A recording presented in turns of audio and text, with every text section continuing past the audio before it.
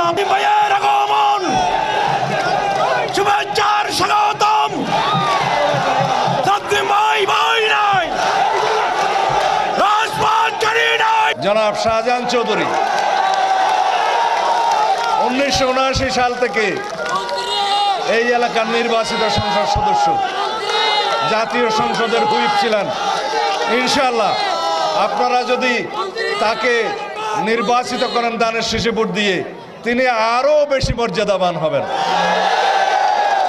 কৃষকের মেরুদণ্ড যদি, অর্থনৈতিক অবস্থা যদি শক্তিশালী হয়, তাহলে জাতির মেরুদণ্ড শক্তিশালী হবে। আমরা জানি শিক্ষাই জাতির মেরুদণ্ড, কিন্তু আমাদের কৃষক ভাইদের সংখ্যা শতকরা 60-70 ভাগ এই দেশে কৃষি নির্ভরশীল দেশ। এই দেশের কৃষকরা যদি ভালো থাকে, অর্থনৈতিকভাবে যদি সমৃদ্ধ হয়, তাহলে এই দেশের অর্থনীতি সমৃদ্ধ হবে। নাগরিকের হাতে স্বাস্থ্য কার্ড থাকবে, ডিজিটাল স্বাস্থ্য কার্ড থাকবে, যে কার্ড থাকলে সরকারি চিকিৎসালয়ে, হসপিটালে বিনামূল্যে চিকিৎসা দিতে বাধ্য থাকবে। এবং এই কার্ড থাকলে যে কোনো নাগরিক যারা অর্থনৈতিকভাবে দুর্বল, উন্নত চিকিৎসা পায় না, অথচ জরুরি, আমার গরিব মা বোনেরা, আমার ভাইয়েরা, কৃষক শ্রমিক দিনমজুরেরা, তারা উন্নত চিকিৎসা পাবে বেসরকারি হাসপাতালে, সরকারি খরচায়, সরকারি ব্যবস্থাপনায়। আমরা এভাবে প্রত্যেকটা খাতে, সমস্ত জায়গায় আমরা পরিকল্পনা প্রণয়ন করেছি। কর্মসংস্থান ভিত্তিক বাংলাদেশের সমস্ত জনগণের জন্য আমরা পরিকল্পনা নিয়েছি, যাতে কেউ আর বেকার না থাকে।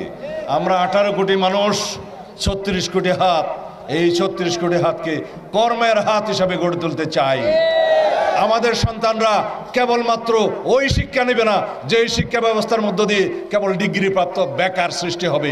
তারা সবাই প্রশিক্ষণপ্রাপ্ত, কর্মক্ষম একটা দক্ষ জনশক্তিতে রূপান্তরিত হবে ইনশাআল্লাহ। সেই বাংলাদেশ বিনির্মাণের জন্য বৈষম্যহীন, সাম্যভিত্তিক, সুবিচার ভিত্তিক বাংলাদেশে আইনের শাসন প্রতিষ্ঠার জন্য আমরা যে বাংলাদেশ চাই, সেই বাংলাদেশ প্রতিষ্ঠার জন্য বিএনপির হাতকে শক্তিশালী করতে হবে। দানের শীষের মধ্যে একটা ভোট দিতে হবে ইনশাআল্লাহ। কারণ বাংলাদেশের পক্ষের শক্তি হচ্ছে বিএনপি। এদেশের জনগণের দলের নাম বিএনপি, স্বাধীনতার পক্ষের শক্তির নাম বিএনপি, মুক্তিযুদ্ধের পক্ষের শক্তির নাম বিএনপি। এদেশের সমস্ত ধর্ম, বর্ণ, সকল জাতিগোষ্ঠীকে ধারণ করে ঐক্যবদ্ধ করেছে সেই দলের নাম বিএনপি। তাহলে বিএনপি ছাড়া আর কোনো বিকল্প কিছু আছে?